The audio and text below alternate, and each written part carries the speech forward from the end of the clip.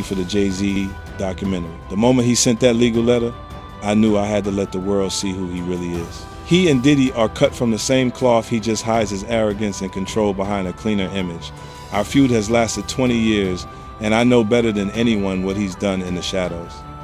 I even suspect that so-called funeral bouquet wasn't Diddy's idea at all, but Jay-Z acting on his behalf. Back when Nicki Minaj posted that video of him wearing a pink wig, all I did was repost it, and he got so nervous he had his lawyers threaten me. In 2015, Nicki worked her ass off helping him build his platform, and he allegedly pocketed her $7.9 million in royalties.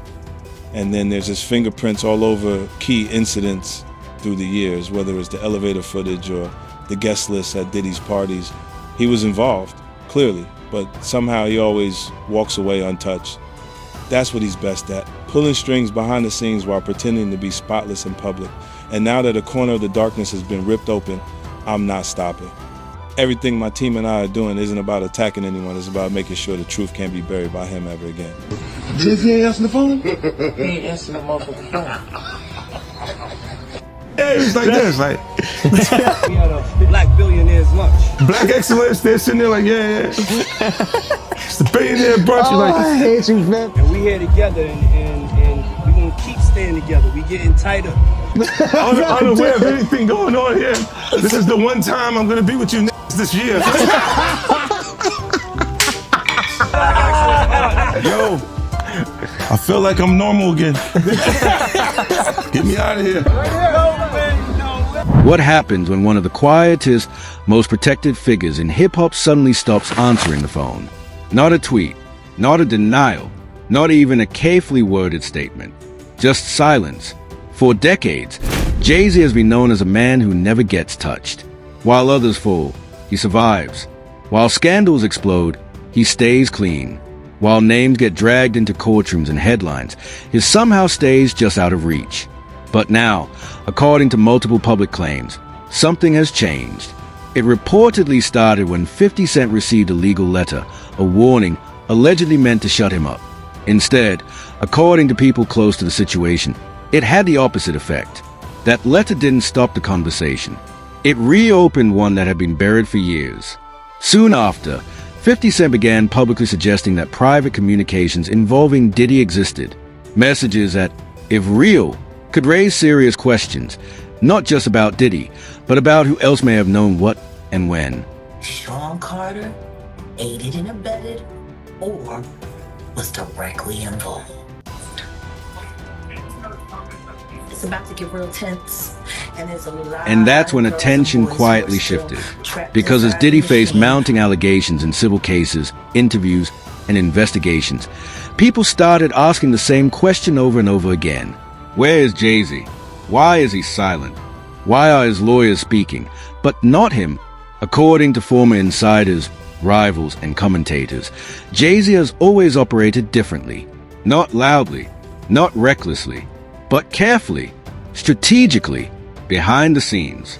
And now, with 50 Cent publicly claiming he's done protecting anyone, and with old voices resurfacing, old interviews circulating, and old allegations being re-examined, that carefully constructed silence is starting to look less like dignity and more like avoidance.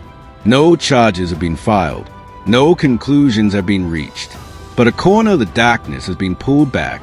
That's actually exactly what Jay-Z's accuser is saying, that even though she dropped the lawsuit, she still stands by what she says, and she only dropped it because of harassment and the fact that she's terrified of Jay-Z. She says that Jay-Z is allegedly bullying her into saying that her accusations were false. In fact, in new legal documents, she is claiming that she was recently approached outside of her home and cornered by two people who told her they were investigators working for one of Jay-Z's lawyers. She claims they tried to get her to sign an affidavit stating that her claims against Jay-Z were false, but she refused. Jane Doe also claims the alleged investigators asked her if her attorney, Tony Busby, sought her out as a client and offered her money to pursue false claims against Jay-Z two allegations she says she denied. He says this alleged confrontation left her intimidated and terrified, wondering how they found her when her identity had remained anonymous in media reports and legal proceedings. He also claims that her parents were approached by two investigators asking similar questions about Busby and her R story. In the new documents, she reveals she decided to drop the claim because she was frightened by the reaction from Jay-Z and his supporters. He says she feared she would be publicly outed and subjected to public attention. And once people start looking, it's hard to make them look away. Pause. So how did we get here? According to 50 Cent, this story didn't begin with a documentary, an interview, or a viral clip. It began with a legal letter. In multiple public appearances and online posts, 50 Cent has claimed that after years of silence, he suddenly received legal pressure connected to his commentary about Diddy. The letter, according to him, was intended as a warning, a reminder of who holds power and who should stay quiet. But instead of backing down, 50 allegedly took it as confirmation that what he was hinting at mattered. Shortly after, 50 began publicly suggesting that private correspondence involving Diddy existed. Will Diddy start snitching? He better. But the only thing I'm interested in him talking about is everything he knows about Kathy Coriana White. See, I know you know what happened, Corey. Diddy, I know that.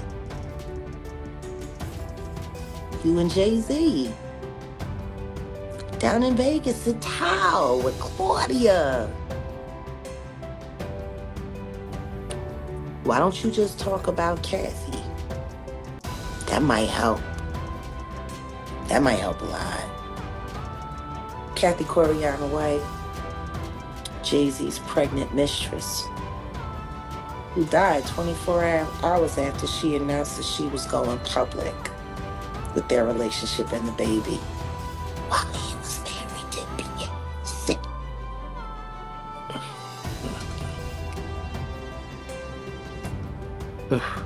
Was it an aneurysm, Diddy? Or are you the one who paid the same coroner that you...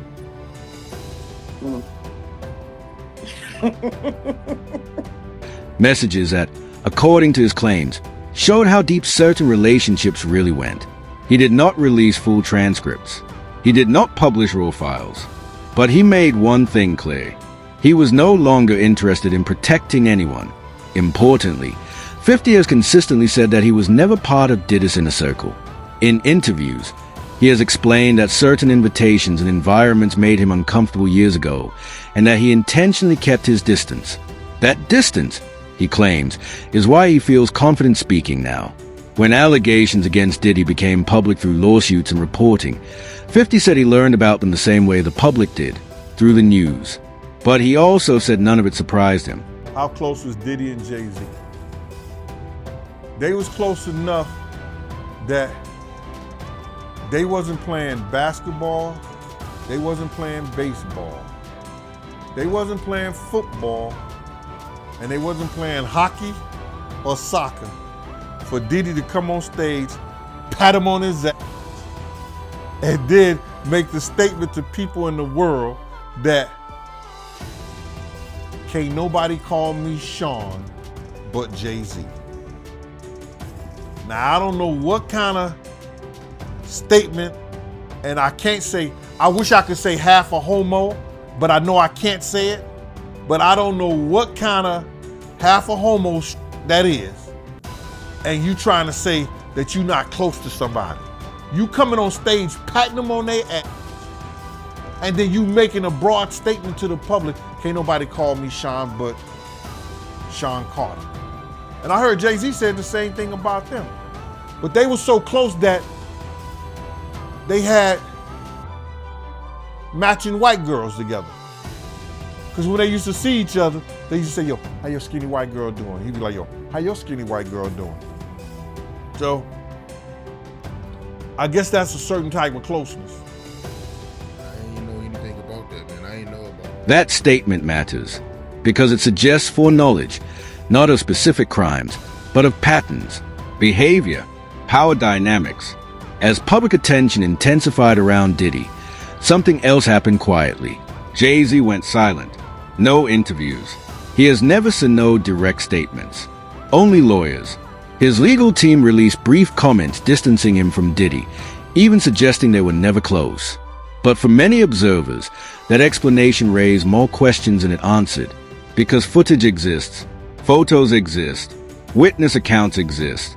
Industry insiders like Gene Deal, Roger Bonds, and others have publicly stated that Jay-Z and Diddy were frequently in the same spaces, on stages, at events, at private gatherings, not inseparable, but familiar, comfortable. So when the narrative suddenly shifted to they were never really friends, people noticed, according to media commentators, that distancing looked less like clarity and more like damage control. And that's when older voices returned to the conversation. As the spotlight widened, long-standing allegations that had once been dismissed or ignored resurfaced. One of the most controversial voices is Jaguar Wright. In multiple interviews, Jaguar has publicly claimed that Jay-Z was involved in serious misconduct, allegations that remain unproven and have not resulted in criminal charges. She has stated that she has scars to prove her experiences and that recordings allegedly exist. These claims are allegations. They are not facts, but their re-emergence matters because of timing. Jaguar has also claimed that Jay-Z deliberately distanced himself from Diddy once legal pressure intensified, not out of morality, but self-preservation. Former associates echoed similar sentiments in different ways. Gene Deal, Diddy's former head of security, publicly questioned the narrative that Jay-Z and Diddy were not close. He pointed to public moments, shared stages, personal gestures, and private familiarity that suggested a deeper relationship than Jay-Z's legal team admitted. Roger Bonds added another layer, claiming that Diddy often showed up for Jay-Z more than Jay-Z showed up for Diddy, a dynamic that, according to him, created quiet resentment. Then there's Dame Dash. Jay-Z's former business partner has said publicly that he and Jay-Z faced this level of scrutiny before. For decades, Dash claims Jay-Z appeared untouchable, especially in mainstream media. But now, Dash says that protection appears weaker. Not gone, but cracking. Tony Yayo, speaking from 50 Cent Circle, offered insight into why this feud may have lasted decades. According to Yayo, the tension between 50 and Jay-Z was never just personal. It was philosophical. 50, he claims, shows up for people. Jay-Z, he claims, shows up for business. Even the Super Bowl halftime show became part of that narrative, with claims that Jay-Z did not want 50 Cent included, a decision that, according to Yayo, only changed after Eminem intervened. Again, these are claims, but together they form a pattern of power, of silence, of selective visibility. So why now? Why are these allegations gaining traction today, when similar claims existed years ago? According to media analysts, the answer is leverage. Diddy's legal situation changed everything. Once lawsuits became public, once investigations were confirmed, once former insiders started speaking openly, the wall of silence cracked. And when one wall cracks, others weaken. Jay-Z's silence, which once symbolized control, now invites suspicion. Not because silence equals guilt, but because silence no longer feels neutral. According to recent legal filings, at least one accuser has claimed intimidation by alleged investigators connected to Jay-Z's legal team. These claims remain allegations. No charges have been filed. Jay-Z has denied wrongdoing. But perception matters.